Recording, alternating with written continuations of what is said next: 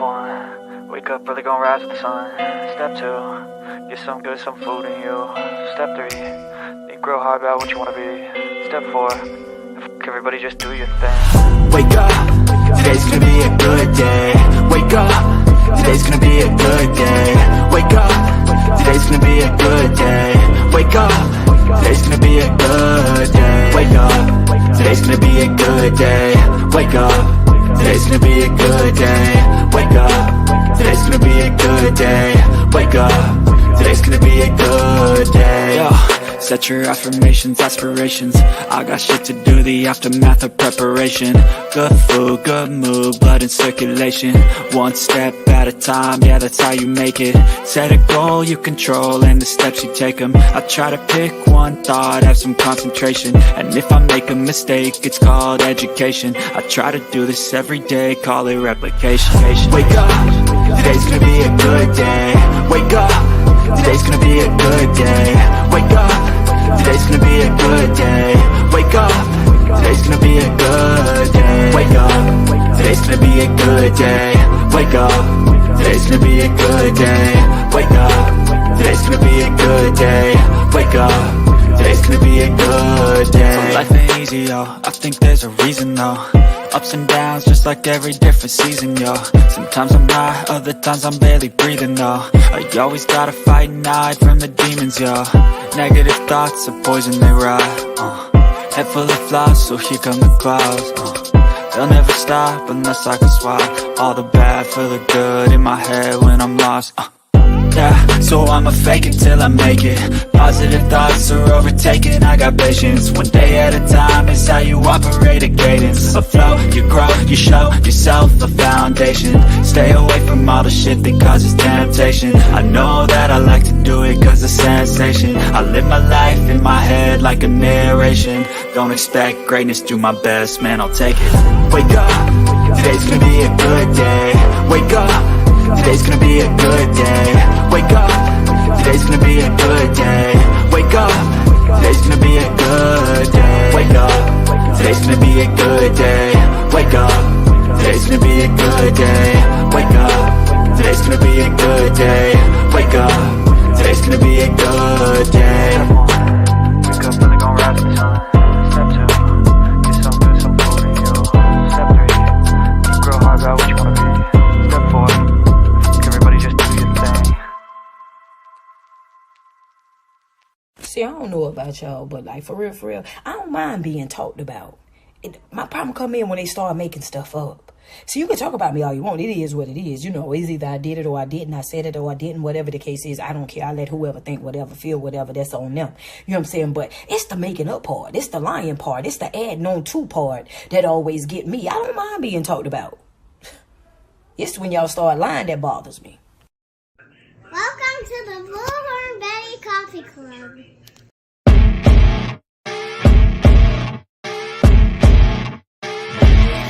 As you wake up in the morning, you want to find the latest, greatest information about criminal cases and have an intuitive conversation about the suspects associated with these cases. Head over to the Bullhorn Betty channel on YouTube.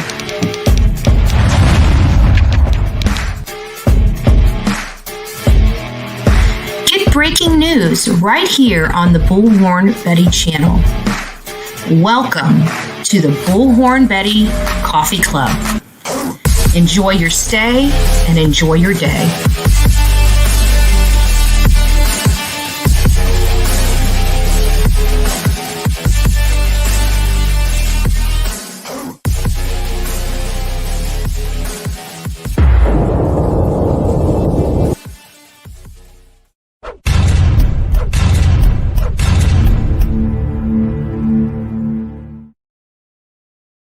You're probably wondering, why in the world am I going live before 6 o'clock? Well, there's a great reason. I've been up since 1. I have been up since 1. I went to bed early. Well, not really early, but I slept plenty last night. That's what I did. I slept plenty last night. And so 1 o'clock this morning, I was up. And of course, I was going through. I saw the document dump yesterday, and I saw like a million people, were talking about it. And I just don't like people's analysis. I have to be honest with you. I don't necessarily like everybody's analysis of everything, but that's okay. I'm sure they don't always like my analysis of everything. I'm coming to you, by the way, bright-eyed and bushy-tailed, no makeup on this morning, because I've been working since 1 a.m. And I'm like, I was sitting here and I'm like, should I go live now? Should I go take a nap? Should right? Should I take a break? And I'm like, yeah, no, let's go get some food. Let's get some coffee and let's get this show on the road, right? So all the replay crew, I'm sorry you missed me live, but it is what it is. Today is Wednesday. Happy Hump Day, guys. We're going to be sliding into the week. Right now here in Florida, at least Manatee County, it has been thundering and lightning, and you can hear the drizzle of rain. And I'm thinking, thank God they covered my roof. Like they sealed it. Oh my gosh, the house smells like tar. It smells like tar. And there's the rain. The rain is now official. So Cool Gamer, I don't know what I did. He must have been up right along with me. Maybe some sympathy, lack of sleep for Cool Gamer, because Cool Gamer, to the best of my knowledge, has never been the first to say, hey, but Cool Gamer is up here this morning, right? Wide awake, right with Bullhorn Betty along with May. Obsessed with crime, true crime. Nice to see you, JB's mama. It's nice to see you, Gail, Angie, Joan, Pin 1010 in the house. Angie Gibson. Nice to see you, Real Slim. The Real Slim Skittles. I don't know. We got a bebop to go along with that. Jazz King is up nice and early this Wednesday morning along with Sonia. We got a lot of people that just don't like sleeping in the morning. That's all I got to say. And a lot of us are like majorly addicted to coffee. I got to tell you, even at 8:30 at night last night, I'm making myself a cup of coffee. It is truly an illness. Everything related to my life revolves around coffee. Coffee, coffee, coffee, coffee, coffee, coffee. Oh, wrong way. Hold on, let me go this way. Coffee, coffee, coffee, coffee, coffee. Everything's coffee, right? Coffee, coffee, and be awake. Just an old lady. It's nice to see you, Mama Bear. 1, 2, 3, boom. Who else do we have? Ruby, you're up awfully early. Did you even sleep last night? Did you even sleep last night? I'm just joking. Oh, Lord. Mike, it's nice to see you as well. Southern Grammy Wolf. Missouri, a butterfly. M.E., it's nice to see you. Who else? Regina, good morning. So good morning, everyone. So what in the world did I get right? Well, so far in this case, we've got more right than we've gotten wrong. So, right? We've gotten a lot. We've gotten actually a lot right. For those that are just tuning in, I saw some, names that I'm not familiar. Fun Size, it's nice to see you. Arizona Green-Eyed Dark Angel. That's a mouthful. Vita Bella Makeup. Are you following Ocean Gate? Yes, I have been keeping up on that. That is just, I was hearing about it. I was speaking to, I think it was Robin. I think it was our mod Robin up in here. And her and I were chatting about it. I think it was her. I chatted with a few people yesterday. Good Lord. Don't ask me what happened yesterday. I can't even tell you what I was wearing yesterday unless I go watch our video. But yeah, it was a really weird, situation out there. But I did hear at least, thank you, Regina, for becoming the newest member of the Coffee Club. God bless you. So I do remember, I was really concerned because they just disappeared. They lost track of communication. But this morning at 1:00 in the morning, believe it or not, I have friends up at 1:00 in the morning, and I am literally on the phone with a friend at 1:00 this morning, and her and I are discussing this, and she's giving me the good news that they believe they heard some pinging or some stuff. So it actually, I haven't looked into it this morning because, as you can imagine, I've spent the last several hours not just going over, and you guys are probably like, how can you take several hours to go over this little bit of documentation? It's not that. It's the research of it that we have to go through. It's not just reading this stuff. Like, we've got the research. we got to do the research to bring it up and to make sure that the show flows well. It just doesn't magically flow well. Sometimes it does, right? Sometimes we just, throw everything against the wall and see what sticks here on the Bullhorn Betty channel, right? But I also had an opportunity to go over the Adam Montgomery affidavit, and we're going to talk briefly about it. I'm still working through it. I'm still trying to process it. Boy, how horrible that is. And, and of course, with this stuff, see, I got to tell you, I have to be honest with you. You guys know I'm not a conspiracy theorist. However, I'm not immune to wild speculation, right? Not immune to wild speculation. So I'm hearing that this submarine is disappeared, right? I'm hearing about it. I'm like, oh my gosh, my heart is just falling. They said there's like 4 or 5 people on this submarine. They were going down to check out the Titanic. And then all of a sudden, everybody loses communication with them. And of course, I'm learning that this sinking ship, the Titanic, is like 2 miles down. And so I'm thinking of just like everything else, just like the criminal investigative mind, hat comes on, and it's like, I'm looking through all, like, what could it be? Could they have taken on water? Could they, what all is happening down there? And so I'm going through all this, and I'm like, if this is a submarine, they usually have, sections that they can close off. I've actually looked at it. It's a small little, it's big, and it holds the crew in it, but it holds the crew in it really tightly. It's not like a move around type of like submarine that we would think, like, when we think of submarine, we think of like USS whatever. I don't know what they call submarines in our military, but you're thinking of these big, ghastly, just beasts of metal.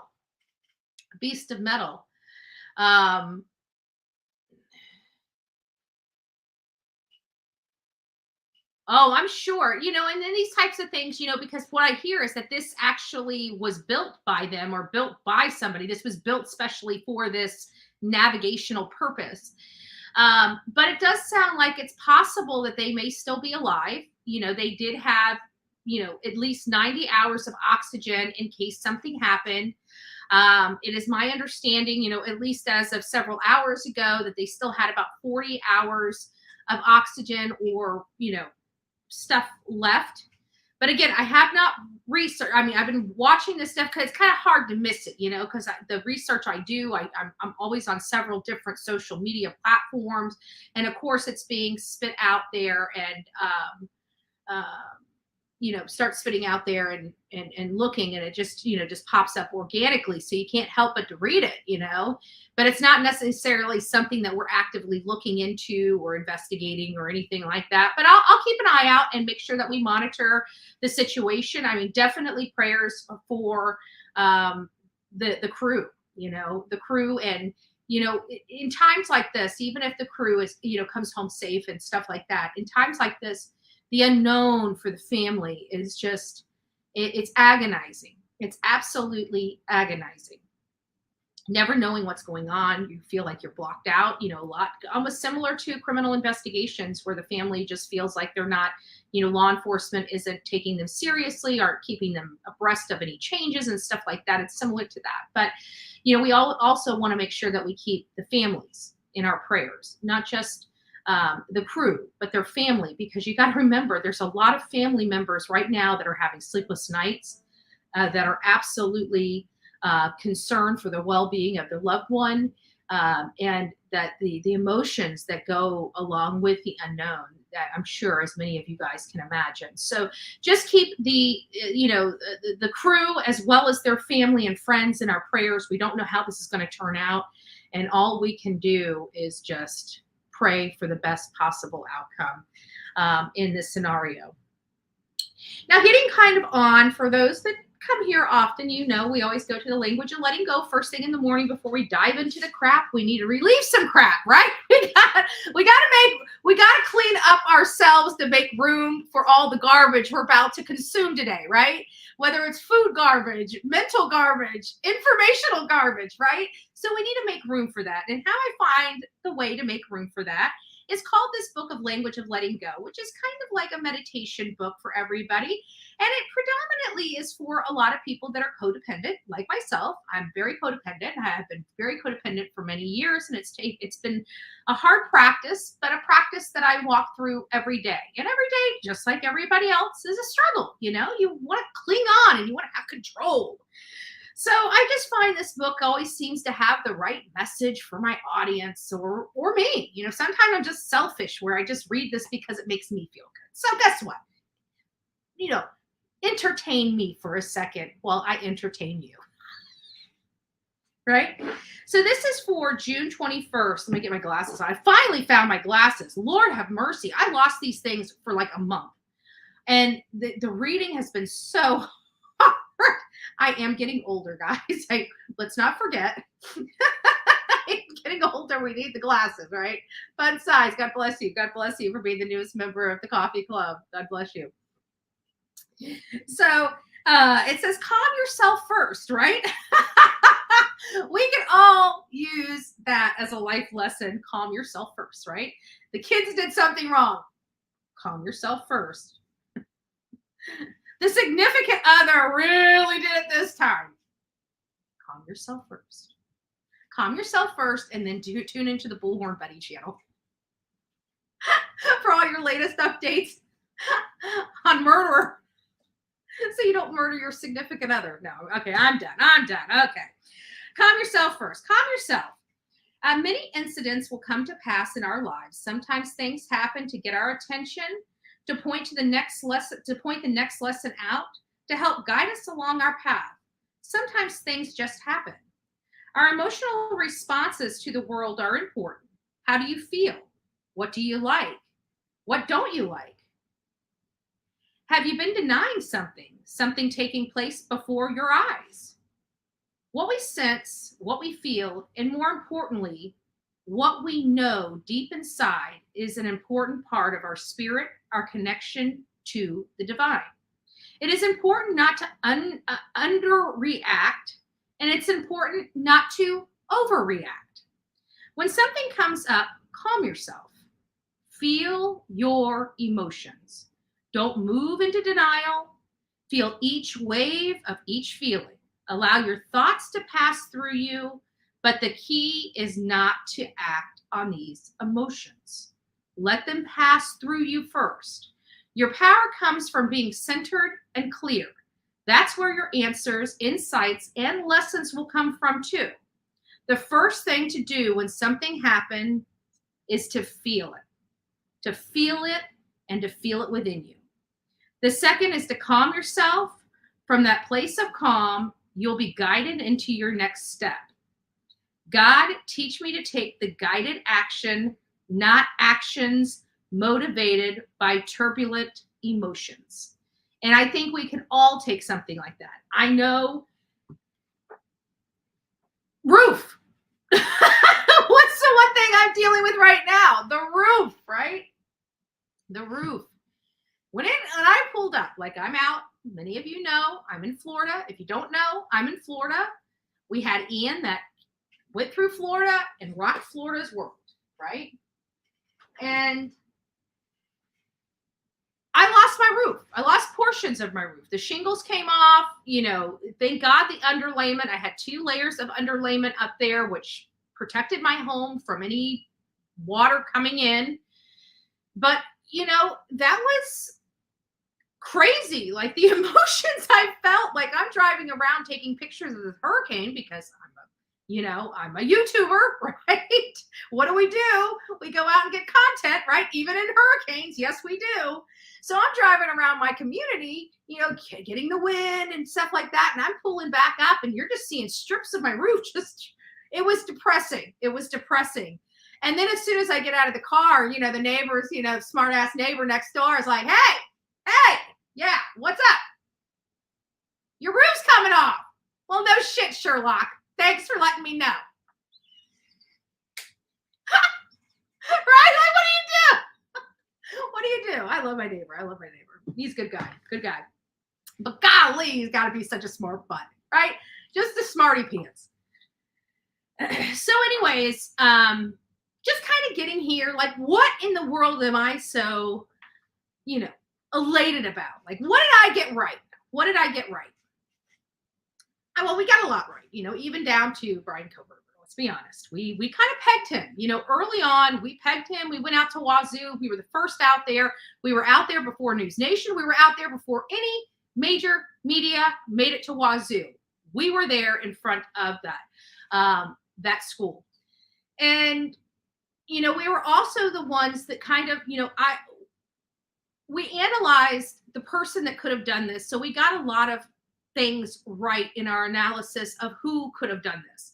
We didn't know their name, or the person's name, I should say the person's name. I don't want people saying, she said there's multiple people, just because of a misspeak.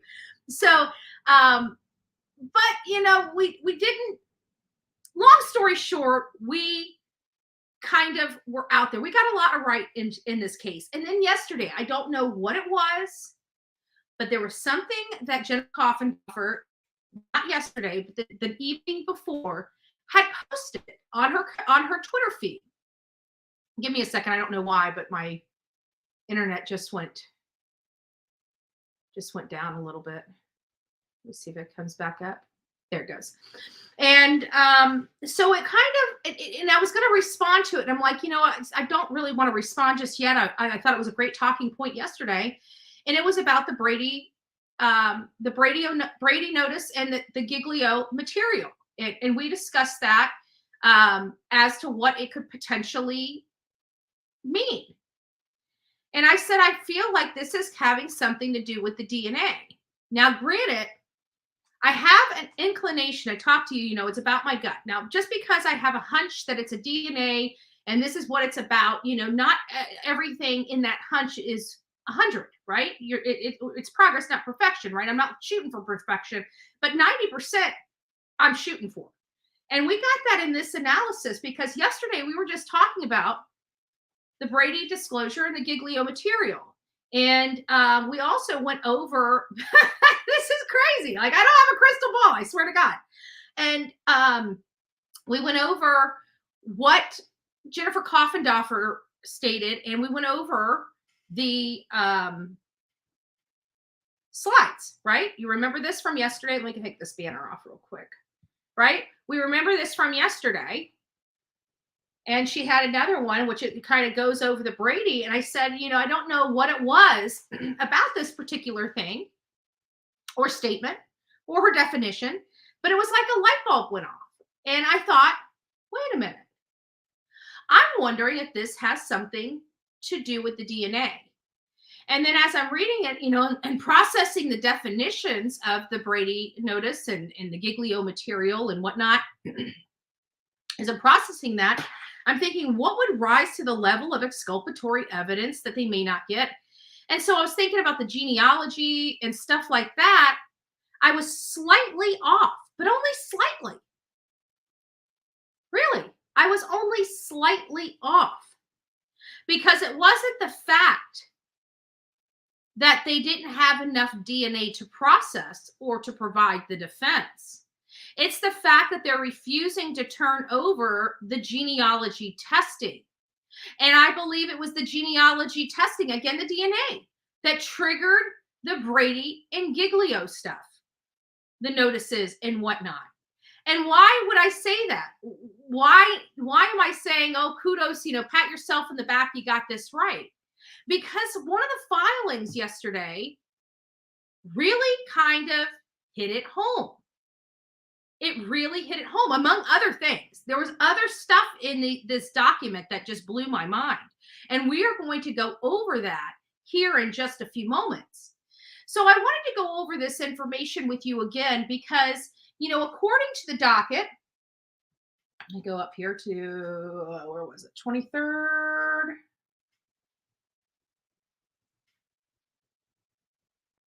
Where's that Brady? There it is. So to get over here, here is the notice of Brady disclosure and request for protective order right here on March 27th, right? So this is what this all refers to. And this was a post. We hadn't addressed it in several months. We addressed the Brady disclosure when it happened back in March. We touched on it a little bit here and there, just I think one other time before yesterday. And then yesterday we started discussing how the Brady material and the Giglio material may have to do with the DNA and the DNA evidence. Well, here the Brady material is evidence that the prosecutor is required to disclose under the rule. And the Giglio aspect, the Giglio directly refers to law that addresses the use of impeachable evidence. So unless it's evidence, it can't be impeachable. So you're talking about direct evidence, most likely exculpatory evidence for Bryan Kohberger that was not provided to him and therefore created this Brady issue, this Brady and Giglio issue that we discussed yesterday in length. Well, as many of you know, yesterday afternoon, there was yet another document drop, and it covered several different things.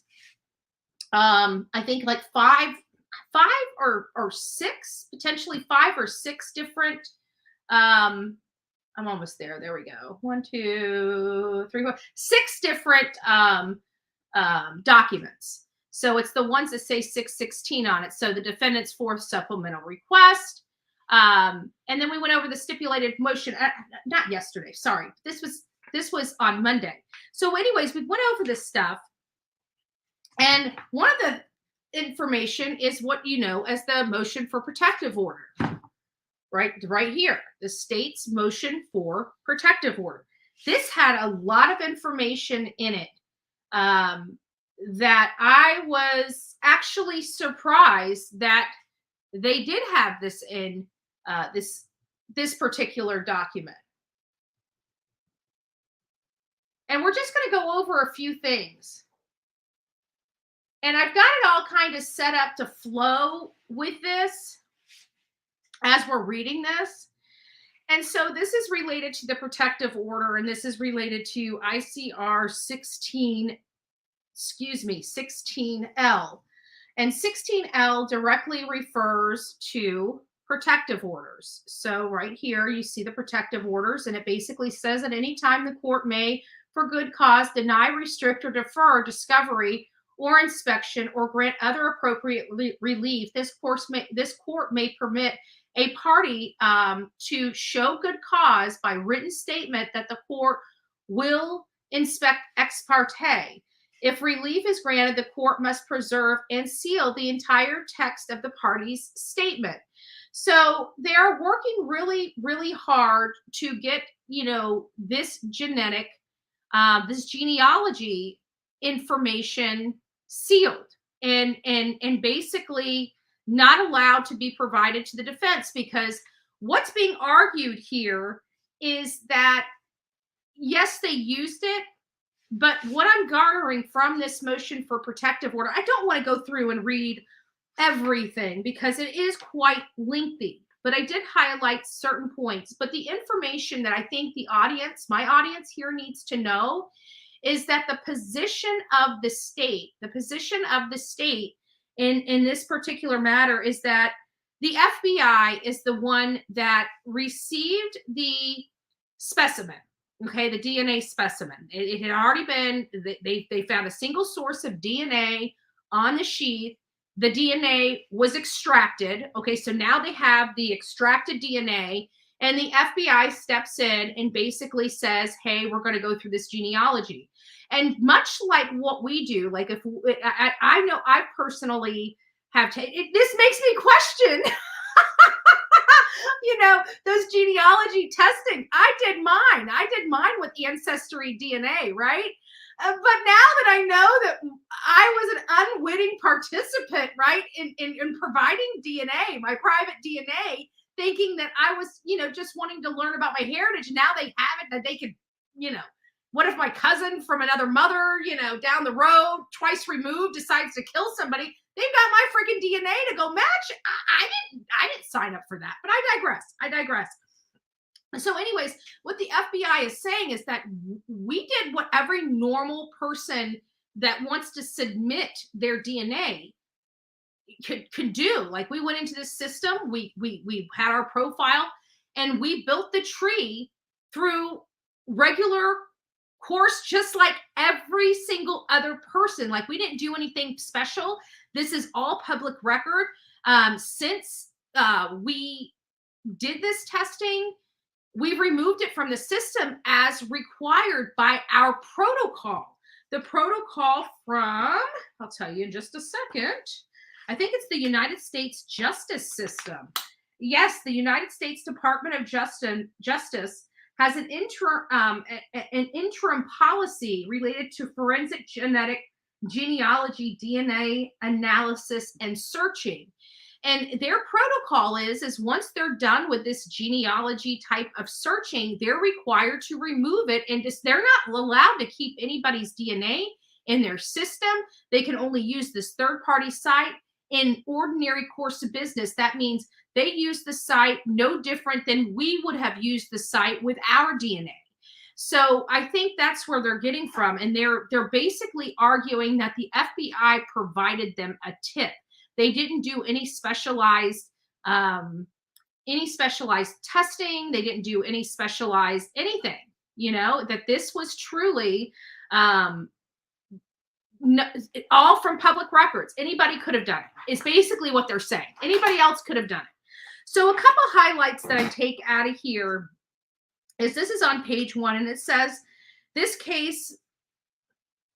Yeah, it's right down here. Sorry, I forgot this is up here. So it's like right here. I don't know if you guys can see this. There we are right there, this case. It says this case arises from a quadruple homicide. Law enforcement found DNA of potential suspect at the crime scene, and the FBI submitted the DNA to one or more. So they're not saying they sent it to just one person. They said that they sent it to multiple, potentially multiple companies for this genealogy testing. So one or more publicly available genetic genealogy services to determine potential relative of suspect. The FBI then used common genealogical techniques. And you're wondering, like, what is a common genealogical whatever technique? And it's basically, there's 3 different types of DNA processing, and that's through the normal genealogical testing. So they have like, oh crap, I forget the name of it, but there's 3 different types. I did pull it up, but I'm noticing that I must have forgot to add it here, or forgot to, oh no, I did get it. Here it is. Okay, here it is.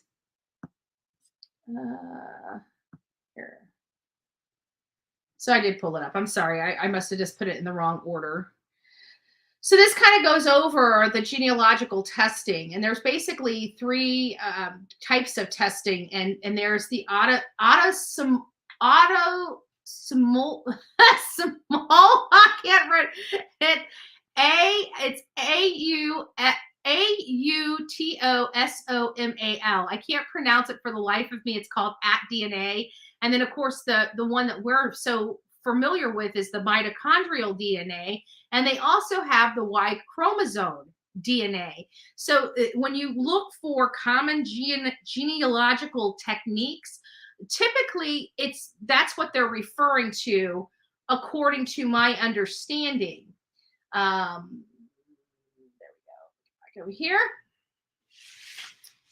And they use that information to develop the family tree. They say the state seeks to protect, and the reason why they're asking for this protective order is because in their normal course of research on this public site, like every other person building this family tree, they came across a lot of lineage, and that went back to Bryan Kohberger, and they're basically stating that these are unknowing people that are going to now have their names and addresses and private information and the association with Bryan Kohberger, accused of killing a quadruple homicide.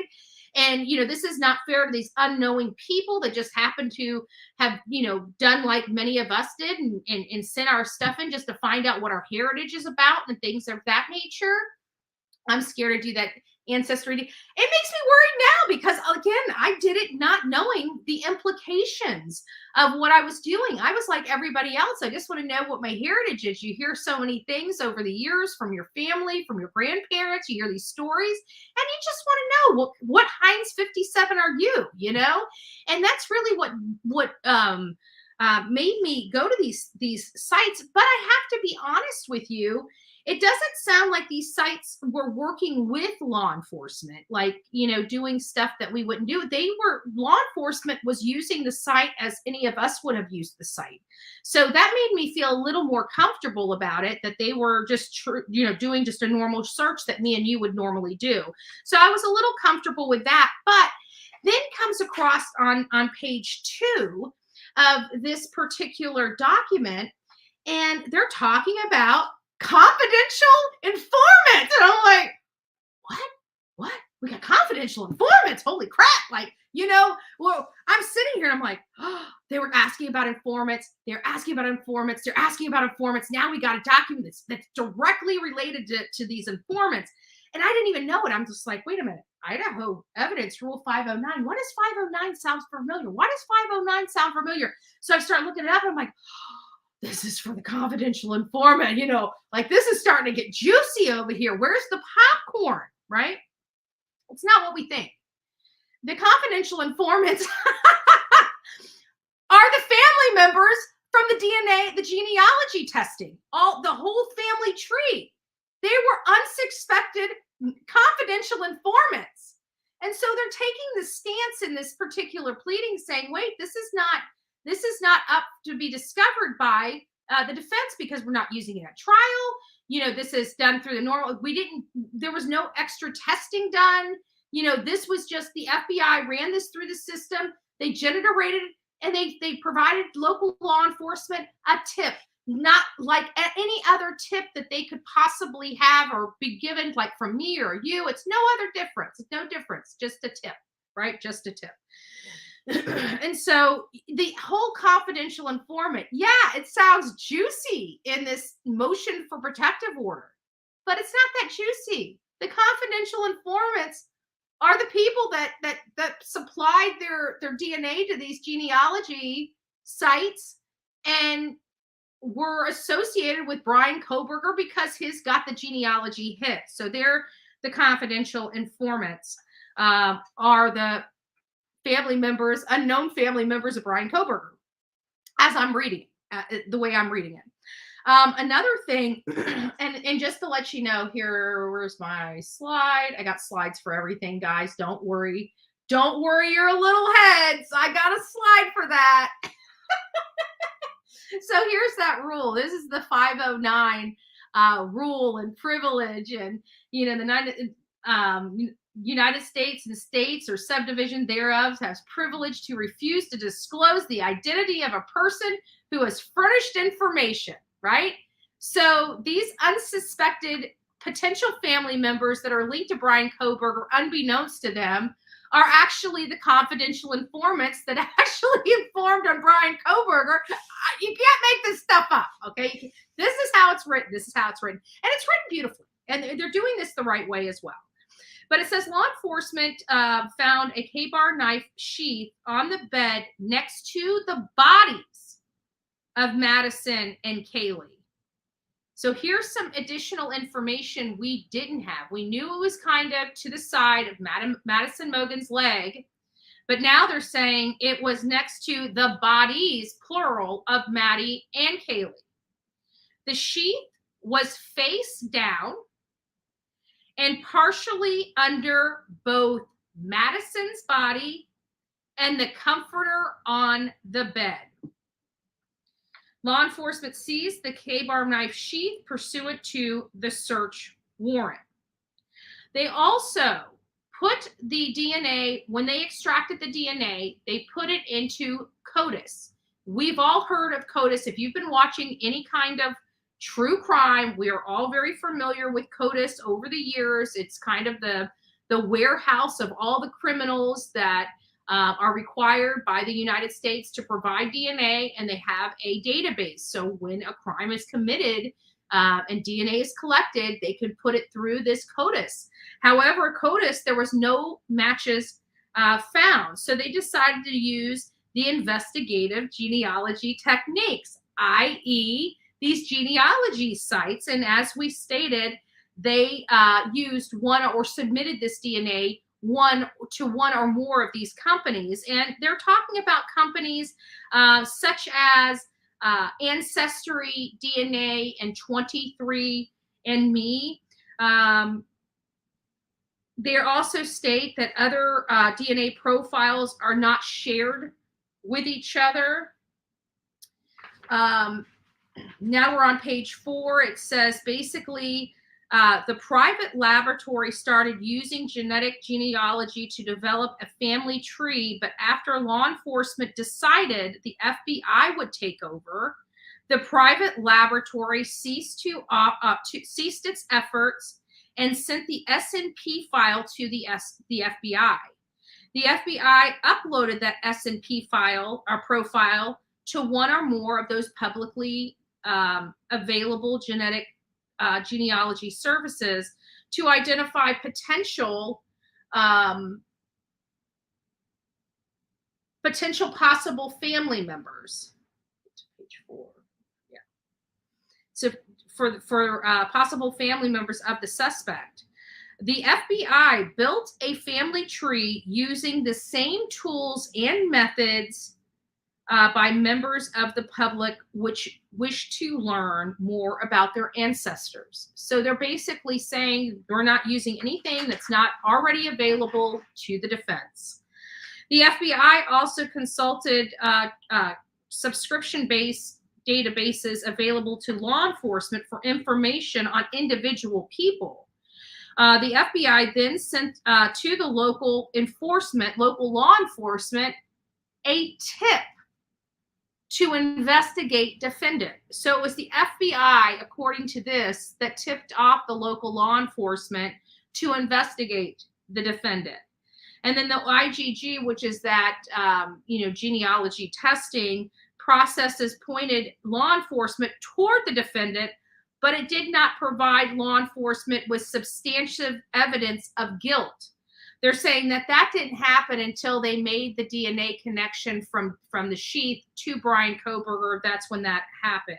Then only after the identification of the defendant, law enforcement recovered trash from the defendant's parents' home. The ISP laboratory did STR DNA analysis on the trash can and found the DNA found belonged to the biological father of the individual who left the DNA on the knife sheath, which we've all heard about many times.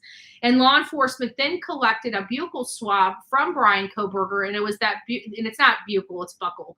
That buccal swab was then tested against the DNA that was on the sheath for a perfect, almost perfect match. I mean, this match was 5.37 quadrillion times. It is possible that somebody does have his DNA worldwide, but the chances of them having his DNA in that specific location at that specific time is what makes those variables much higher. I'm also finding out the genealogy conducted by the FBI resulted in a lead that pointed law enforcement to the defendant, much like information relied on by the FBI was only viewed through their user portal in publicly available genetic services. So they keep putting this in this pleading because there's several different counts of that Rule 16 that they're trying to justify and explain to the courts that this is good for a protective order. I have to be honest with you, based upon the information that I was reading here, I kind of feel like, before I said, look, if this genealogy paperwork was done in conjunction with finding out Bryan Kohberger, it would be discoverable. But after reading this, the state's response or their motion for protective order, when I'm reading this, I'm thinking, you know what, you're right, this does kind of make sense. I don't know if they would be entitled to that. So this right here, especially with this genealogy testing. I'm very interested in seeing how the judge rules on this, because we have no clue whether this has got to be turned over to them. But I have to agree, even if it is turned over to them, they need to redact and remove all the family members. I mean, you're probably talking about hundreds of people that wound up on a list when they put this DNA into the system, into these genealogy systems. So you're talking about hundreds of people that don't deserve to be brought into this case and don't deserve to have their privacy rocked because of just the simple fact that they just wanted to know where they came from, right? They didn't sign up for this when they gave their DNA. So we went over a few things. Let me see where I am in all of this. There's the DNA. We did the identity. Okay, and then the investigative. I wanted to show you guys this. What is the investigative genetic genealogy? Investigative genetic genealogy, sometimes also known as forensic genealogy. You'll always say, so you'll hear the IgG, right? You heard me say IgG in here. That's related to the investigative genealogy, genetic genealogy. And when the FBI is involved, you'll hear about the FGG. And the FGG is the forensic genealogy. Both, they're exactly the same thing, just different terminology. So if you see IgG or FGG, they are the same thing when you're reading these. So with the in investigative genealogy, they're basically, it's science of using genetic and genealogical methods to generate leads, i.e. tips, leads for law enforcement entity investigating crimes and identifying human remains.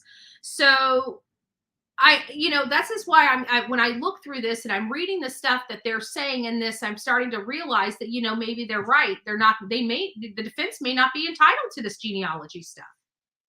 They may not, because it's not going to help his case, and it's not going to hurt his case. It's something that the prosecution has stated they are not bringing up at trial.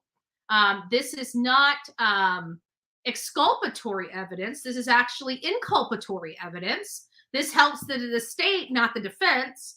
But they also further state that the FBI removed the SNP profile from the genetic genealogy services pursuant to the United States Department of Justice interim policy for forensic and genealogy, forensic and genealogy and DNA analysis and search. So I went over there to see what they are allowed and not allowed to do through this particular document. And there were a few things here that I noticed starting on page 3. Starting on page 3, right here, Department Laboratories. I thought this was interesting.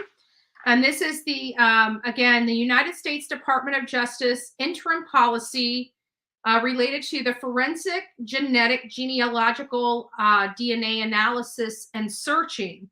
And it says that the department's laboratories currently do not analyze this SNP profile. Therefore, they send it out to laboratories. And it says it is important to note that personal genetic information is not transferred, retrieved, downloaded, or retained by the service user, i.e., FBI, GBI, IEBI, whatever their alphabet soup is. There's other stuff in here, and it says information and data derived from FGGS. Remember I said FG, it's the forensic genealogical genetic genealogical testing, and it cannot be uploaded, searched, or retained in any CODIS database. So they can't go there, run their testing, and then upload the results in CODIS. That's against their rules. They also say investigative agencies may initiate the process of considering the use of FGG when solving cases or unsolved violent crimes.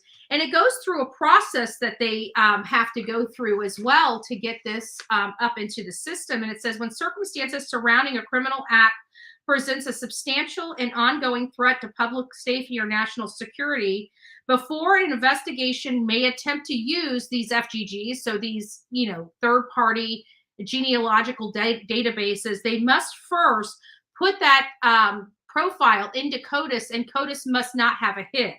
And so there are some steps in which they are required to take before they can go this genealogical route, which is interesting. I didn't know that. And you remember when the Goncalves family was moving through the, evidence quicker than law enforcement. I have a funny feeling it's rules like this that allow something like that to happen, where, the Goncalves aren't having to, follow these rules and procedures and steps and stuff like that. So whenever they found out information, they could get it right out, where law enforcement was not able to. They also say that the state seeks to protect the following information. I thought this was really interesting, and this is on page 7. At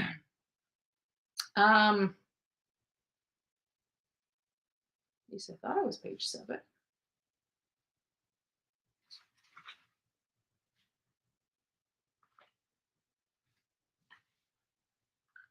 Oh, I'm still on the wrong one. Like, wait a minute, what am I doing here?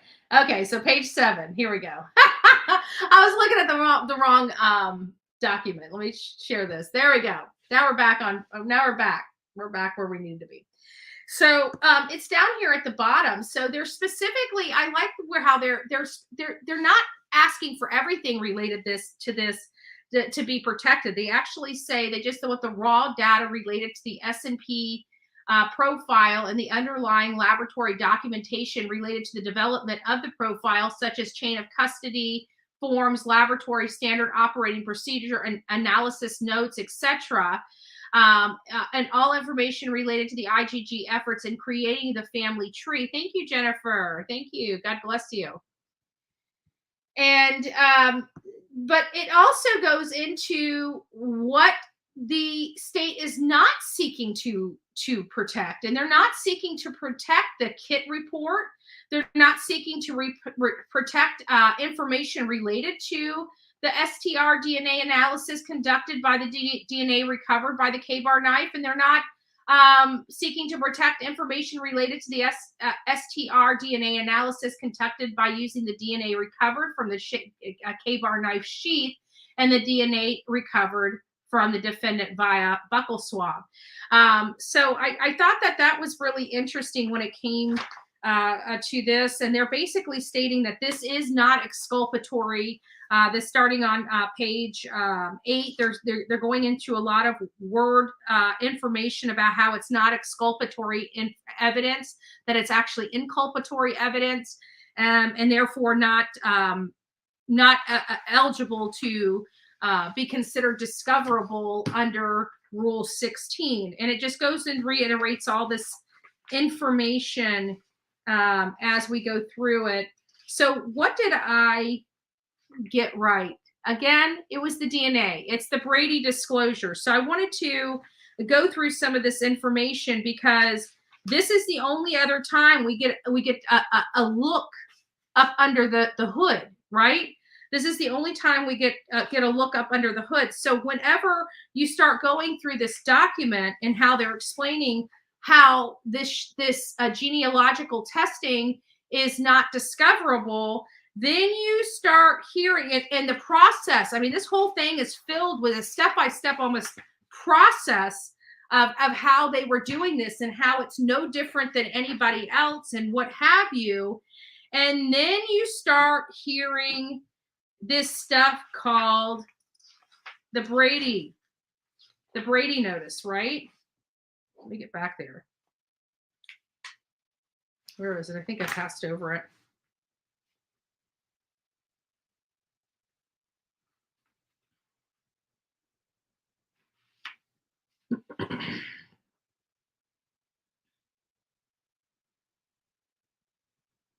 Okay. I think it's on this one. Here it is. It's on page 8. So we're already on page 8. And here you go. And they start going through the rule of this. And it says Basically, the Idaho rule of criminal rule does not require disclosure of the IGG information because it does not intend to negate the guilt or reduce the potential punishment of the defendant. The rule requires the state to disclose any material or information in the prosecuting attorney's possession or control that it intends to negate the guilt of the accused as to the offense charge or what tends to reduce the punishment for the offense. And this is the first time we start seeing any reference to the Brady disclosure. Any reference to the Brady disclosure is, why is it not letting me? It's not letting me do it. But right there, I don't know if you guys can see my cursor, federal Brady requirements. So this is where the Brady stuff starts coming in, and that starts on page 8. And then they start walking through how Brady should not apply to this because it states here, Rule 16A and Brady are limited to exculpatory information. They do not require the prosecutor to make a complete and detailed accounting to defense of all parties' investigators' work cases.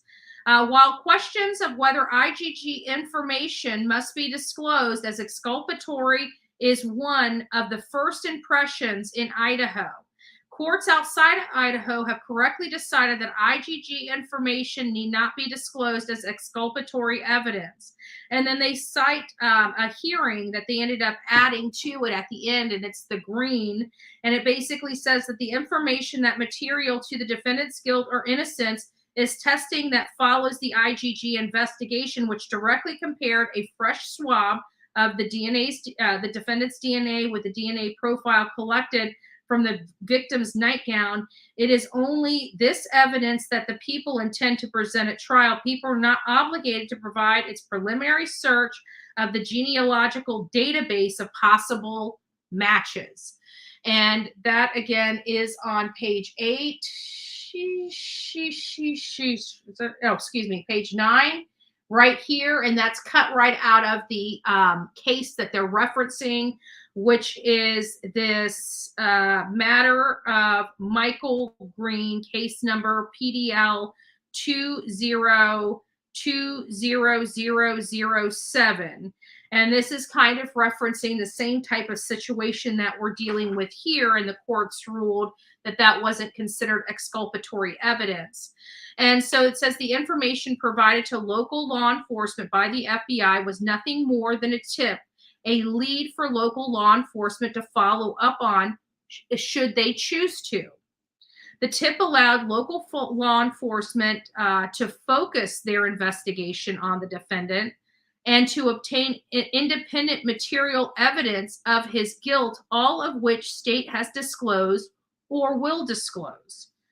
To the extent of the IGG information has any relevance, the fact that it's led law enforcement to the defendants means it's inculpatory rather than exculpatory in nature. And it basically states that this is not required to be disclosed because also it's not going to be introduced by the prosecutor as evidence at trial.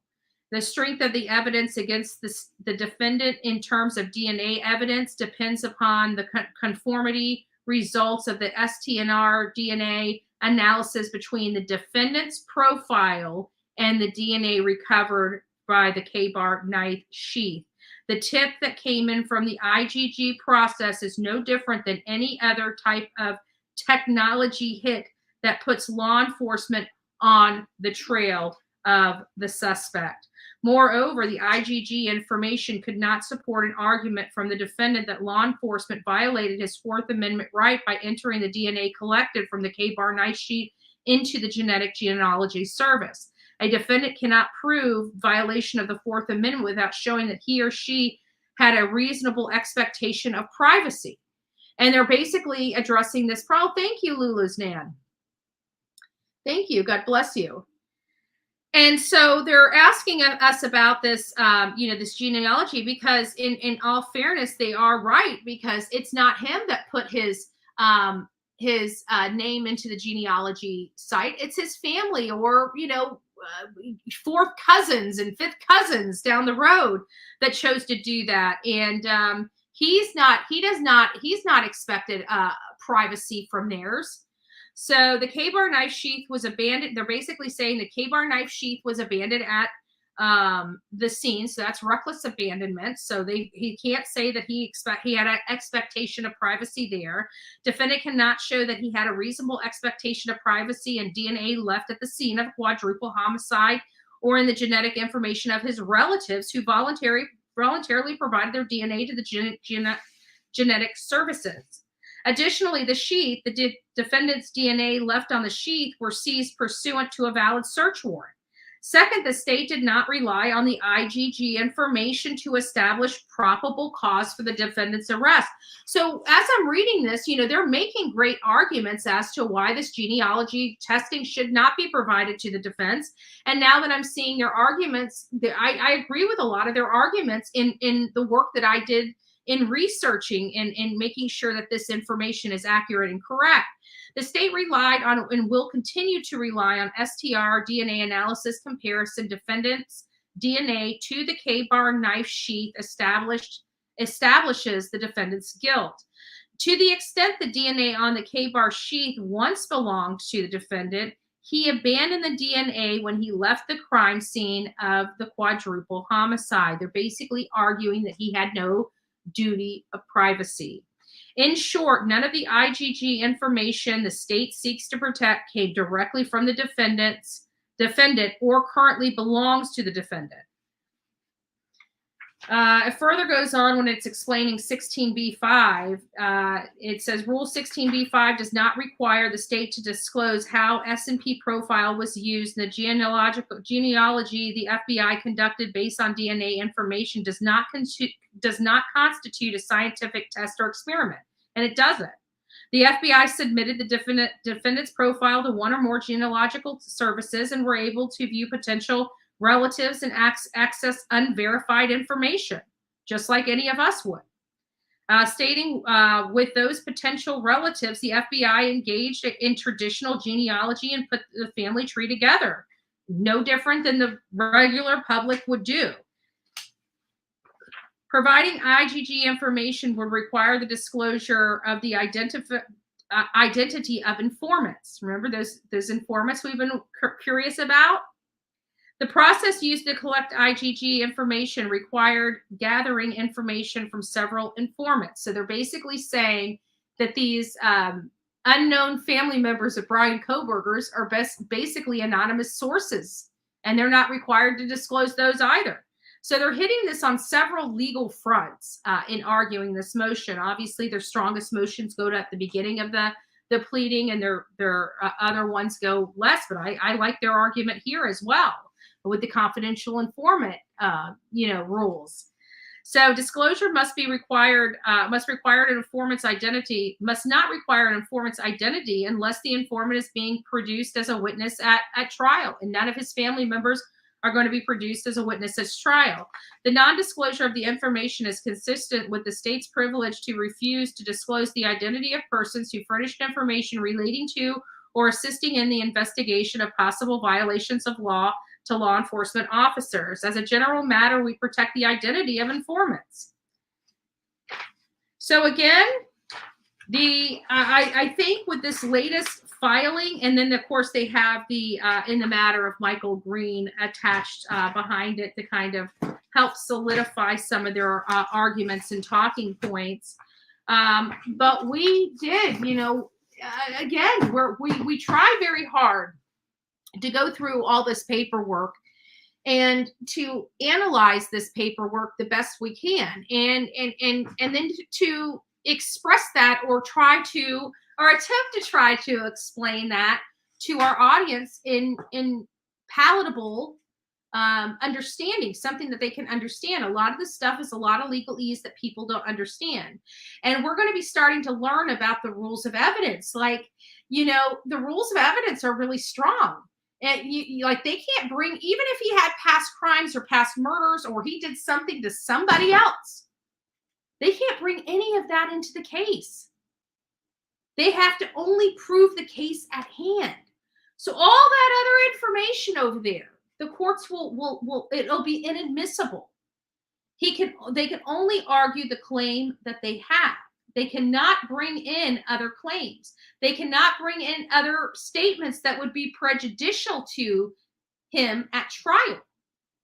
So the rules of evidence are going to start coming into play because, again, 51 terabytes of discoverable information. Just because it's discoverable doesn't mean it's admissible, right?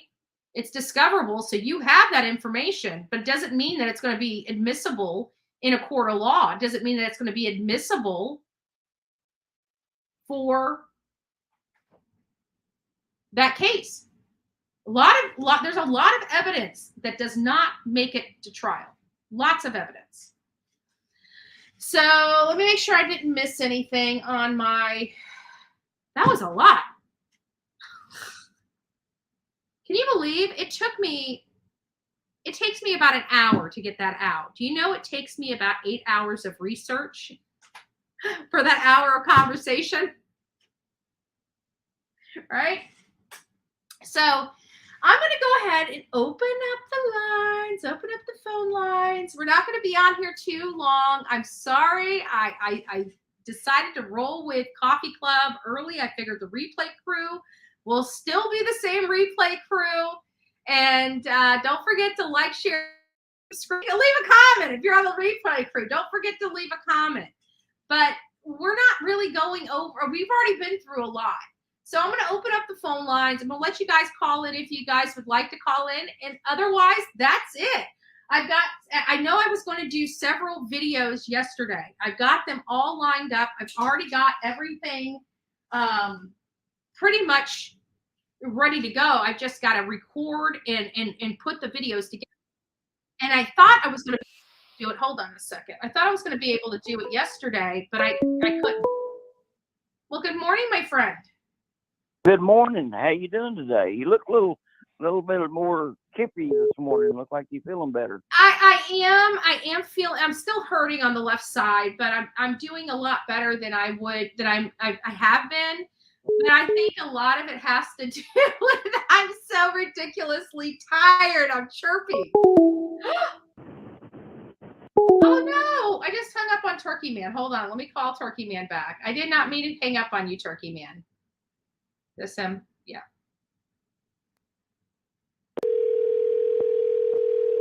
I'm having the darndest. Leave it to me.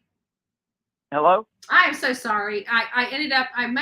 Somebody was calling in and I meant to turn that off so you could continue talking uninterrupted. And I ended up hanging up on you. So I apologize. That's okay. That's okay. That won't be the first time. Won't be the last time it hangs up on me. That's all right. I was trying to call you back. But anyhow, I lost my train of thought. Oh, I know what I was going to ask you the next time I talk to you. What's your favorite coffee? What is my what? Favorite coffee. Comedy? Coffee. Coffee. Yeah, coffee. I don't know why I can't hear. I'm sorry. My favorite coffee is Dunkin' Donuts original if I'm brewing it from the house. Really? Mm-hmm. I wouldn't even thought that. Yeah, Dunkin' Donuts is my favorite. But I just finished Folgers. I mean, Dunkin' Donuts is getting so expensive. I've been buying Folgers. I mean, I'm a coffee junkie. It really doesn't matter what kind of coffee you give me as long as it's coffee. I like let's see, was it Rifle? Black Rifle. I've never tried Black Rifle. Oh man, the veterans put it out. Mm-hmm. Black Rifle coffee. I've got hung up on it. I like it awful well. In fact, that's what I'm drinking this morning. I like it awful well. I just wondered with Coffee Club, and I just wondered what everybody's favorite coffee was. Oh, very interesting. Yeah, mine's Dunkin' Donuts. But it really doesn't matter. Coffee. I like Dunkin' Donuts brewed from home. It tastes. I just like the flavor of it, but it doesn't really matter to me. Coffee's coffee to me. Used to, especially when we perked it on the stove. Mm-hmm. When I was growing up, early morning, the smell of a pot of coffee going. There's certain smells that you just remember, and they stay with you. Yeah. I remember. Can't remember who it was, but when he light somebody that I don't know if my grandpa or not, but he used to pipe some. He smoked a pipe, and he first fired that pipe up. The smell of it. There's certain things like that I don't know. Just I don't know why I'm thinking about that stuff this morning. It's funny how things just pop, how memories just pop into our brains. So I went through memory lane last night with a friend. I was talking to a friend and talking about some of the adventures that we had. It was pretty cool. Yep. Yeah. You know, I think back growing up, of course, in the country, and it was a simpler time. We didn't, you hate to hear that. Well, we didn't lock our doors. Well, we didn't. You know, and you never knew who was going to come and sit down at the table. I was talking to Mom yesterday. I was trying to think of activities that maybe get her interested. Boy, she got so excited. I said, Mom, I'm thinking about going to get some fresh beans. I said, down to Amish. We have an Amish. I said, I think down there, I think I have some green beans in. I said, think about getting some. I said, you think you want to break some beans? She said, I'd love to. I said, well, let's do that. I'll put on a pot of new potatoes and some green beans and cornbread. And I said, we'll have that for supper one night. She got so excited about that. I remember picking wild green beans. That was pretty interesting. Yeah. So. Wild green beans. Yep. They used to, I think it was from them, because they used to snap them, snap beans. Oh, yeah. And I think they just used to pitch them. And eventually, like the whole, my grandfather's gate ended up getting covered with them every season. We just go right out the door and pick fresh green beans. Wow. We go to the mountains and get ramps, Mm-hmm. And, up on the mountain, we get some in the spring. But, of course, during turkey season in spring, I didn't find any this year, but I looked for morel mushrooms. Certain things like that just kind of stick out in your mind. But, I just want to give you a holler here and say good morning to you and take advantage of calling in. And I hope you get to feeling better. And I'm moving around a lot. I'm forcing myself to move around the house. Like I stayed here all day because, Lori Lowe called in and she's like, you can't sit down. That chair's got to be the worst thing you could possibly do. Get up, move around. Blah, blah, blah. I cleaned the whole house. I cleaned the whole house yesterday, so I didn't sit down. I walked a lot. I dropped right about 9:00. I was done. Well, I'll tell you what, Miss Betty, I'm gonna let you go this morning, and you keep on keeping on. You got it. Take care and give your mom a hug for me. I'll do it, and we take her. It'll be a venture. Taking her to the doctor tomorrow, and got to find out this all this medicine that she's got, what she needs to continue taking, and hopefully get some help with giving baths and stuff. Yeah. But anyhow, we just it's a chore. But anyhow, I'll let you go. And all right, and God bless you. Have a great weekend. Everybody out there I'll say hey to all the coffee club members, and I hope they have a good one, and get a chance go see our new video come out in a little bit. So go check it out. Hey, by the way, did you see that I sent you about mom testimony? I did. I didn't have a chance to watch it because I was working all day yesterday, but I've got it. I did get it, and I will watch it. Hey, you get a chance, that'll bless your heart. Thank you. I'll take you later. Bye-bye. Bye. We always always love hearing from Turkey Man. We always love hearing from Turkey Man. So I'm just going to take a few moments because we have some new members this morning, and I'm just going to thank all the channel sponsors today. So we have Mama Bear 123 Boom, 8-month member. Thank you. She says, good morning, Betty. Regina, new member. Thank you. God bless you. Fun Size, a new member. Jennifer, don't forget to hit the like button, she says. Lulu's Nan says, I'm the #1 fan, baby. Jennifer gifted a gift membership. So if you received your gift membership, please don't forget to tell Jennifer thank you. And of course, Miss Potty Mouth, always full with something to say, becoming the newest member of the coffee club. So thank you all that were here. Again, guys, thank you. Thank you for everything. I know it's a short live today, as it has been. We're going to keep it on track. But today I am going to actually do some videos. I've got a lot of hot topics that I came across with these new filings, as well as the Harmony Montgomery case. I want to tell you, I've had an opportunity to go over Harmony Montgomery.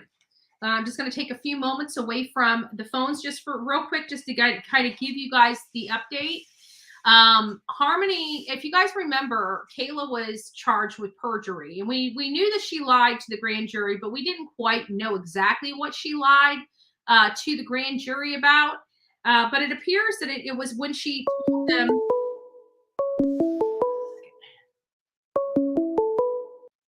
This is Betty.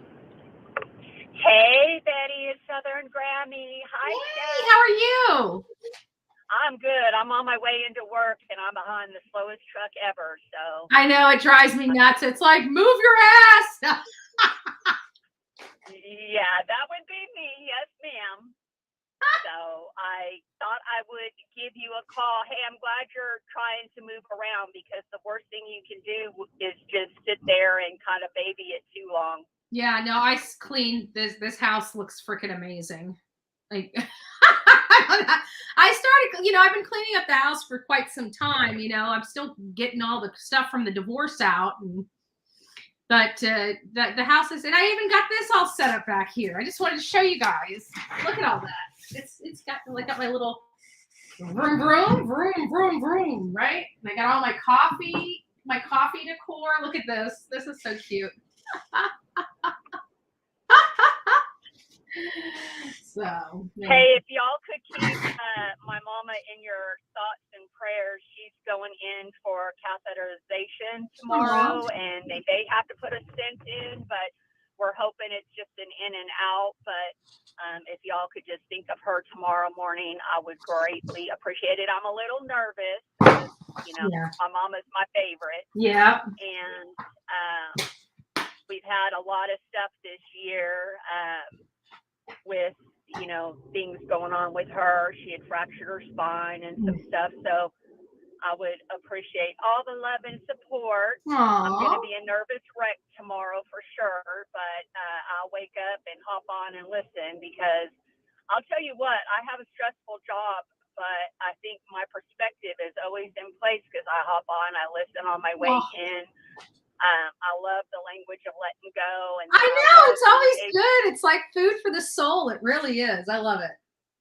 It helps so much. And then, just focusing on something I enjoy learning and hearing about, when I go in, I think I'm just in a better mind space. Yeah.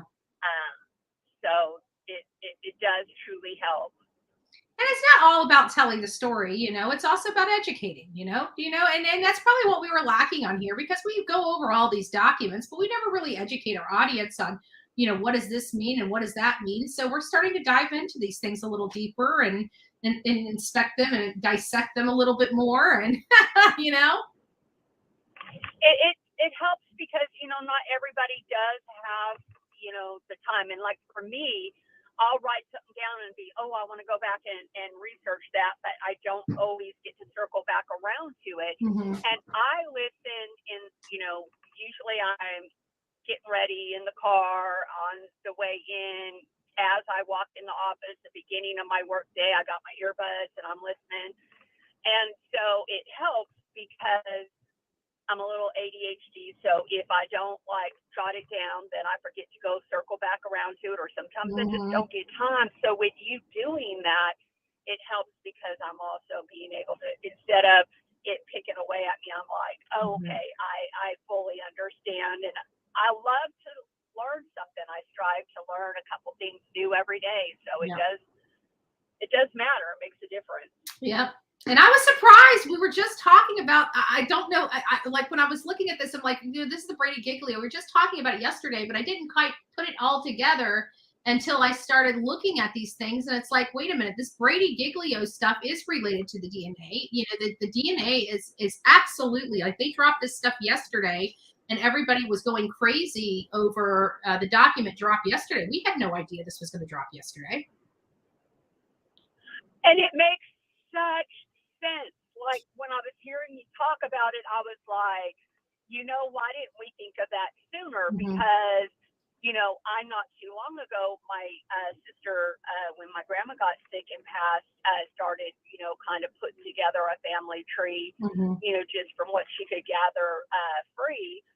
And it didn't even click that knowing they had used some sort of site to their advantage, that would come into question.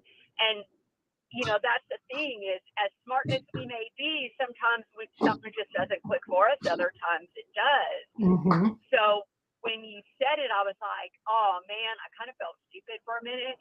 But then, you know, I mean, we just don't always think of everything. Right. But it was so crystal clear then, you know, it was great. Yeah. And I actually was surprised that it was confirmed, you know, that it is, at least it appears that to be at least part of the issue, you know, that this is the genealogy stuff that triggered a lot of this stuff, which, you know, makes me a little more calm, because the biggest thing was I was hoping that they weren't going to have to throw out some major piece of evidence.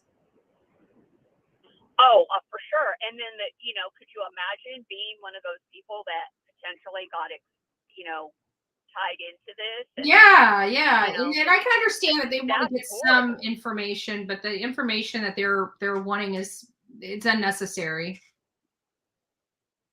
For sure. Yeah. I'm just waiting. I hope this judge kind of gets with this gag order stuff, though. Yeah, I'm waiting for that too. I've been watching. That's really the only reason why I'm watching this docket like a hawk, because to be honest with you, if something drops at 2:00, it's not like I'm going to be jumping on a live and breaking it right here, unless, you know, I look and nobody else is talking about it, then I'll break it. But that's one of the reasons why I've been monitoring this docket so much, is for the orders from the judge, and he still hasn't ordered, but it sounds like he's at least doing his due diligence. So you can't knock him for that. But I kind of just want them to say we can have cameras and we're going to open the case to the public. It would be nice to get some sort of feedback. I mean, yeah, with it taking a while, at least you feel like he's really, you know, considering and looking at all the avenues. But I'm like, you know, this has drug on long enough. Let's get with it. Yeah. But I mean, who am I? It's just I'm just excited. Hey, and if you ever decide to do an open panel and do it, you know, maybe in the early evening, that would be super awesome. I would really love you know what? I'm going to do an afternoon. It's just right now with everything going on, it's like I plan on it, and then it's like I'm sidetracked because I have so much research to do. So I got to balance my schedule, and with all this work I've been trying to get done around the house because the roof's getting put on. I'm sick and tired of looking at all this Ian debris still around my house. So I just need to get it done. It's just me, you know? So I procrastinated on a lot of stuff, and it's like, it's getting to the point where it's annoying me.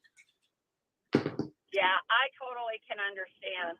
I mean, when you're on your own, it's a lot of extra work. It can be a little overwhelming just throwing it out there. If you did it later in the day, I mean, I work, so, you know, the only way I can ever really do something is around the work schedule, but I would enjoy definitely seeing and listening to it. Yeah. Maybe we'll do something. I need to, and you know, I think what I need to do, instead of trying to make it a daily thing, I just need to pick a day out of the week and just start with one day and then just incorporate a second day. You know, that's kind of how I did with the whole YouTube thing. I started one day and, you know, I incorporated the second day. Next thing you know, I'm on here every single day. So I think if I just incorporate at least one show a week in the evening, that will help. And even if all you did was one show, and a week in the evening, that's perfectly fine. You know, it would be entertaining, because I think sometimes too much of a good thing can be too much. Yeah.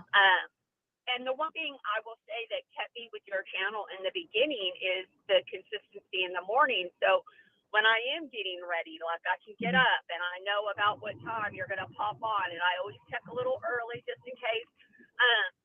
But I like that I know that there's going to be, your show to listen to on my way in. Plus your, chat's always really hopping and fun and positive. So, that helps with having that kind of consistency of something where I'm like, okay, I know I can listen to this when I'm dreading going into the office. I'm going to feel better. So, well, I'm glad I put you in the right spirits to head off to work.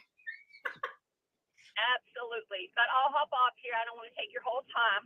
All right, Southern Grammy. Well, if you have a great day at work. You too, and don't overdo it on that back, though. No, I think today, I got the majority of the stuff done. I think I'm going to take it easy today. I've already been up since 1 a.m. My day's almost done. Yeah, I hear you. Well, praying for you. You take care, okay? All right, you too. God bless. All right, bye. Bye-bye. Praying for you. Okay. All right. This is Betty. Morning, Andra. Hey, Ruby. How you doing?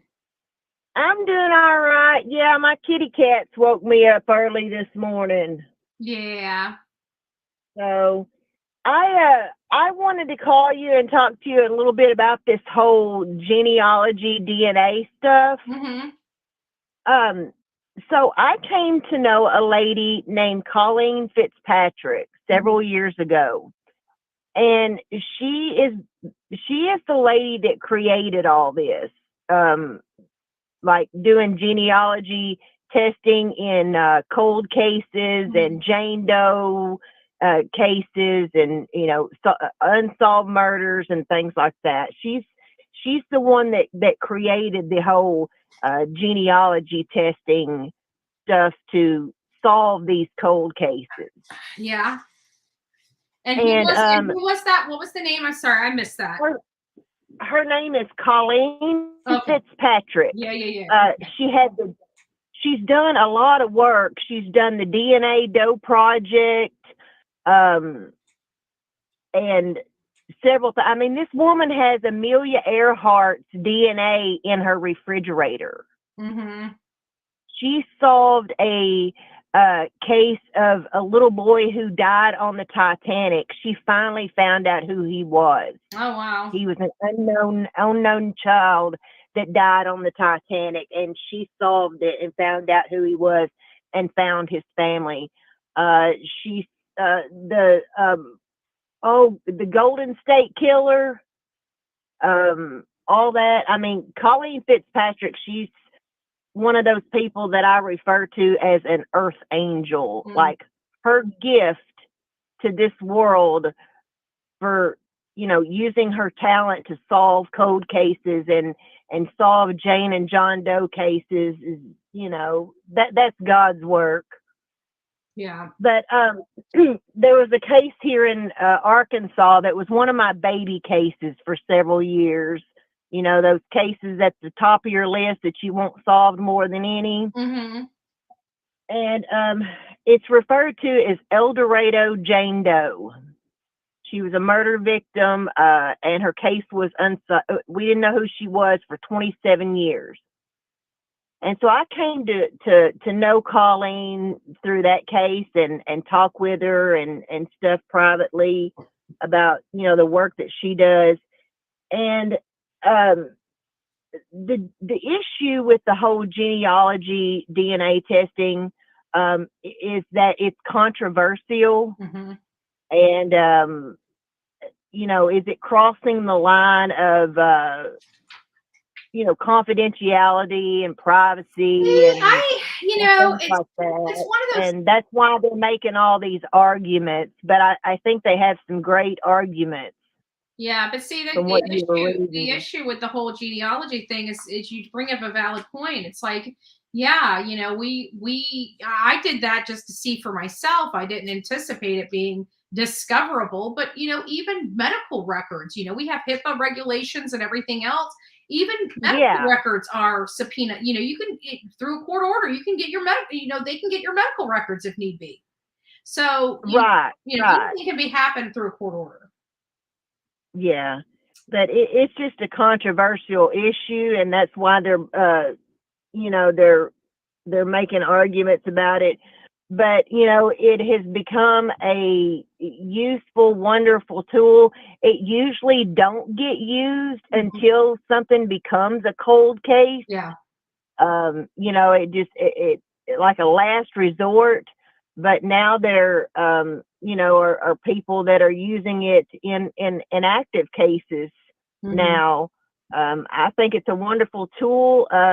You know, it just depends on how you feel personally, at what point someone is invading your privacy. If I did a DNA test and, you know, you were looking for a murderer and you found out that this person shared DNA with me, I wouldn't have a problem with it myself. You know, to see a Jane or a John Doe case solved or a murder case, you know, I would have no problem with it. But some people do. Yeah, because I mean, me, it's not really about like the criminality of it or, you know, helping solve a case. It's just my personal privacy. It's like I enter in a contract, almost like a fiduciary contract. I'm giving them a specimen of my body, like exactly. And so I'm, you know, I kind of expect, you know, maybe HIPAA to be attached here. You know, something like it needs to be a little harder for them to get hold of this stuff. Well, there's a thing now. There was back several years ago. There was a big push to get people that did the 21andMe or the. There's different companies that do these genealogy testings, and encouraging people to check the box that you are okay with law enforcement accessing your DNA, making your and basically making your results public, right?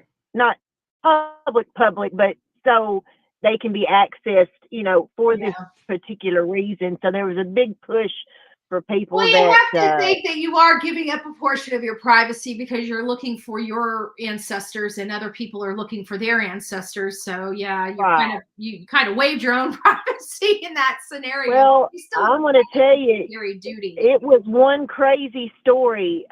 Colleen did not end up solving Eldorado Jane Doe's case. This woman out of Vegas named Yvonne, she is the woman that Catherine Willows, the character of Catherine Willows from CSI, she's the woman that character was created after. Her name's Yvonne. And anyway, a lot of controversy with the Eldorado Jane Doe case, but she ended up going with Yvonne. And they went about doing it kind of illegally. Secretly to try and find Eldorado Jane Doe's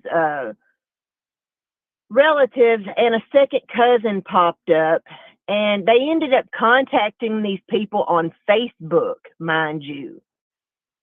And yeah, real professional, but contacted them on Facebook, and this whole revelation uncovered an entire family of secrets that had been in the closet for years. Most families, believe it or not, do have a lot of illegitimate kids. It drug out illegitimate kids from all over the place. Oh wow, yeah. Oh yeah, this family of there's like I don't know, 3 or 4 brothers and a couple of sisters, and every one of them had affairs and secret children and some other family member's child they raised as their own, and their, mother turned out to be their sister. And, Wow, you find some really I mean, weird it was a cases. mess. It was a mess. Yeah. I mean, they found, the whole family found out secrets Yeah. that they didn't know for years. And so, yeah, that whole DNA situation caused, it changed people's lives forever. Right. I mean, grown people who thought that their mother was their mother or their father was their father, and you find out 55 years later that the man you thought was your father is not your father. Yeah. Yeah. It uprooted a whole lot of lives. Wow. So it was a crazy situation. Yeah, that's why all this is happening, is because of, this whole genealogy thing is a controversial issue, and, people feeling like their rights are being, I don't have a problem with it. It's just like getting on an airplane. I don't have a problem with you doing a body cavity search on me, Yeah. It saves my life from being blown up or, Actually, to be honest with you, all that FTA crap, does not, it doesn't, now that they make explosives out of plastic and other stuff, the protocols, they're outdated. They'll do nothing. They do absolutely nothing. Yeah. So, I mean, when we start getting buttloads of, drugs through our air ATF, our traffic places. Yeah. What was it? It was Grady Judd that was talking about the Los Angeles airport, allowing all these drugs just to flow through their airport.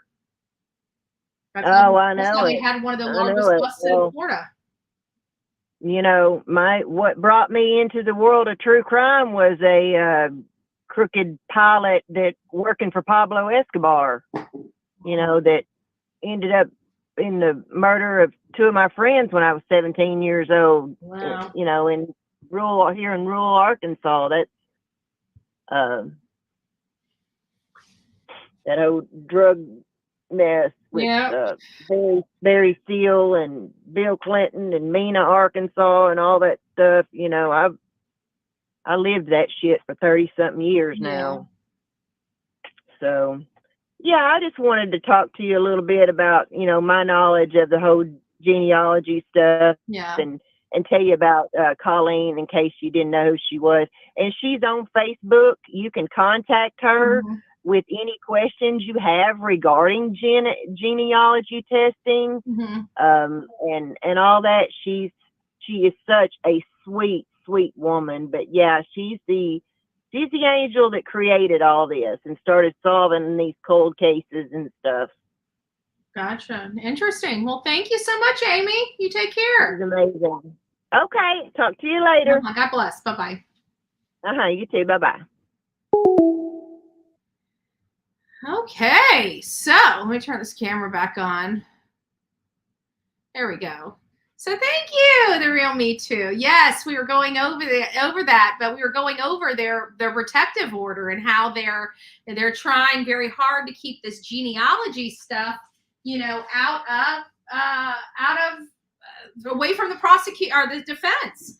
And when I stated, we were here, and I stated that it's possible that they will most likely have to turn that genealogy stuff over. But now hearing the state's response to it, and following the law that they put in there and reviewing it, it does substantiate their claims that they don't believe that this would be discoverable, that this is not exculpatory evidence. This is inculpatory evidence. And it's not required for disclosure. They're not using it at trial. They've already made the connection. It was no different than any other tip that they received. That is their argument. That is their legal strategy on this particular matter.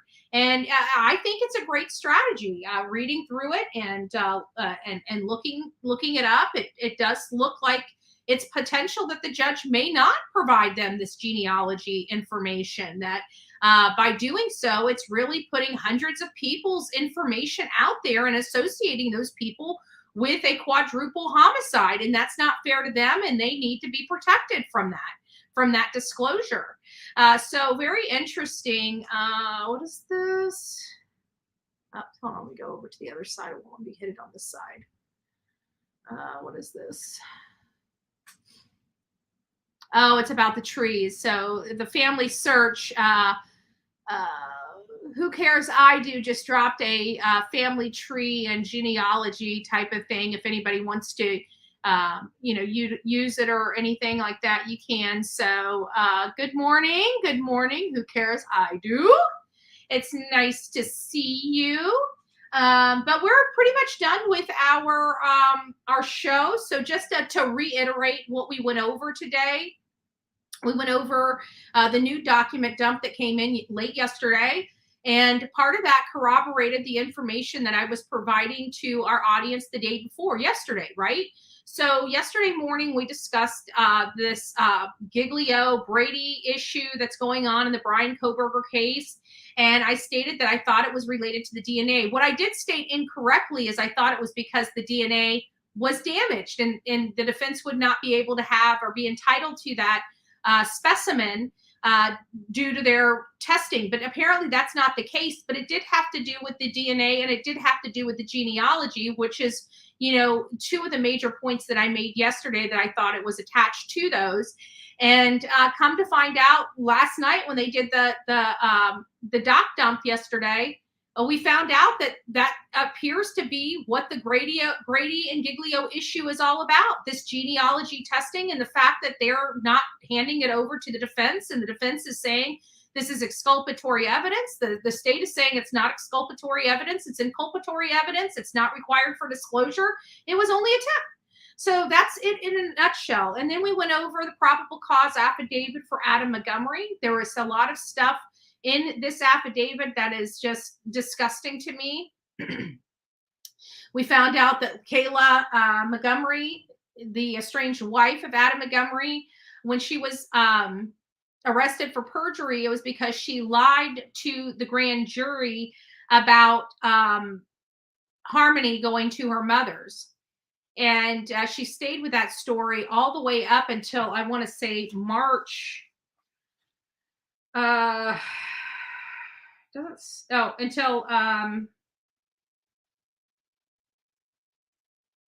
the real truth was, but it doesn't say a date here, but it was sometime in 2022 when she finally, I want to say it was March 2022, when she finally broke down and told them that she witnessed the death of Harmony Montgomery in the back of their car after she went to the restroom.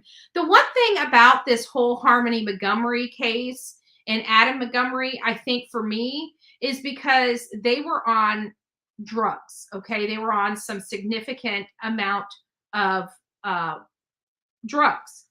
And hearing how they moved Harmony with them, it brings me to Don and Candace Wells. It brings me to Don and Candace Wells because we believe that this child had been moved. And this is the first case that I have been a part of, talking about the Harmony Montgomery case, that I had been a part of where the body was moved so many times. It seemed like everywhere they went, he had his daughter with him. She's dead. And he's carrying her from this shelter to that shelter, to this person's car, to that person's car. And it just brings me back to Summer Wells and the fact that Don Wells was always moving in the middle of the night. And it concerns me because he was on significant amounts of narcotics. And I would think that him and Adam's mentality would be similar. So can we garner some information in the Harmony Montgomery case that actually might help us in the Summer Wells case or other missing children case, like Cody Bigby, right? Cody Bixby. Did his father move him a few times? Because he was gone months before he was reported missing. Summer Wells was missing for only a few hours before she was reported missing. We've watched several children that have wandered off from their home, and guess what? They were all found. They were all found, and they were found above ground, right? Before I get on too far, I just wanted to take a moment to tell Valerie, thank you for getting these. I received these, I don't know, a week or two ago, and I never even bothered saying thank you to you, and I really, really apologize. I've had them out, even though I've used them. I've had them out this entire time to make sure that I thank you for your contribution. It was much needed. As you can see, I've already broken into the package, so thank you. God bless you for that. And that came from Valerie again. Big shout out to Valerie. Thank you so much. And I'm sorry I did not thank you prior to, but I have had them out. I've been meaning to say it every single day. I keep forgetting. Something else comes up. Something else comes up. So again, just a big shout out. Now, people are asking how they can help. There are some things that I've added to my wish list for the Amazon, and it's the office supplies. I put several things. Don't buy the glasses. I think I got the wrong glasses. So, because I need reading glasses, but that's because I lost these and I found them. So I don't need the reading glasses. So I'll take those off. But there are other things, if I can just find it, just give me a second. There are other things I put on here the paper clips, the binder clips, and the paper. And Jennifer, I've already went through the reams of paper you got. So the binder clips and the staples are really the most important, and the binders, the binders and stuff like that, because as we're covering these cases, we're putting together just for information for you guys. We're putting together, packets for our cases, and they have little checklists and information so we can gather our information and start preparing timelines and make sure that we know where they're at. I've got a list of, even forensics types of protocols and stuff to make sure those are followed correctly. But I figured the checklist is going to be the way to go. It'll keep us focused. It'll keep us, on the right track, and make sure that we're doing everything as systematically as possible with all of our cases, and making sure that, public record requests go out and all that other stuff. So it's really to hone in on these cases to really help. Many people don't realize when there's missing cases, we print out 20 to 30 flyers, depending on the area, depending on the case, sometimes more than that. And we actually send those out to those families. We send the package out, so they have flyers. We have thermal sheets, so we can, make some that can go out and are weatherproof. So we do that regularly with these missing persons and missing children and stuff like that, just as a way of helping those families when we can't really be out there or cover the case or bring more attention to the case than what's already out there. We try to do what we can, even in the cases we don't cover. And some of that is just printing up flyers, laminating some flyers, and getting those shipped out to the families, just so they have some things that they can post and just help them out any way we can. We do that quite frequently here from this office. And again, it's not something that we really go through a lot, because, again, I personally feel bad that I can't cover every single case, but I can help. I can help as much as I can help. And that's exactly what we try to do here. And sometimes the help is just as simple as laminating a flyer, right? And getting it off so it can be posted on a pole somewhere, and they don't have to worry about it being destroyed when it's raining and just crummy outside. And anything that we can do to help do that, we will. So again, lots of paper, lots of ink, just little stuff like that. The binder clips and the paper clips is because we have a massive amount of documentation with this Bryan Kohberger case, just a massive amount. So, we're getting those in binders, we're getting them, parsed up, we're getting them organized and everything like that. So I know people always ask how they can help. It's really, it's as simple as a binder clip today, right? A binder clip and paper clips, all right? So I just thought I'd throw that out there to you guys. If somebody out there would like to help, that's perfect. Anyways, guys, have an amazing day. God bless each and every one of you. Thank you for being here with me for a couple hours. I know I started my live way early this morning, and it was because I was up. I've been up since 1 a.m. this morning, and I have literally been in this office working like a mad woman. And I'm still energized. I still have a whole pot of coffee left. So I'm going to be getting started on some videos and getting some other additional information that I come across throughout my research today out and pushed out. Today is going to be the day for some videos. So if you guys have not subscribed to the channel, please consider subscribing. We do provide a lot of tidbit of information, and my videos are a little prettier. Let's be honest, right? The videos are a little prettier. They're a little nicer, right? So you guys will like it. Anyways, guys, don't forget to be fearless. If you see something, say something. An ounce of prevention is worth a pound of cure. And until next time, be safe and kind to one another. Good day.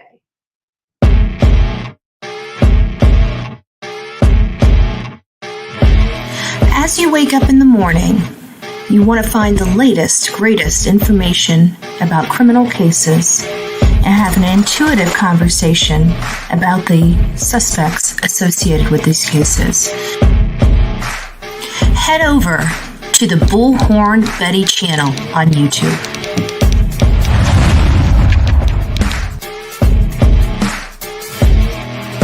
Get breaking news right here on the Bullhorn Betty channel.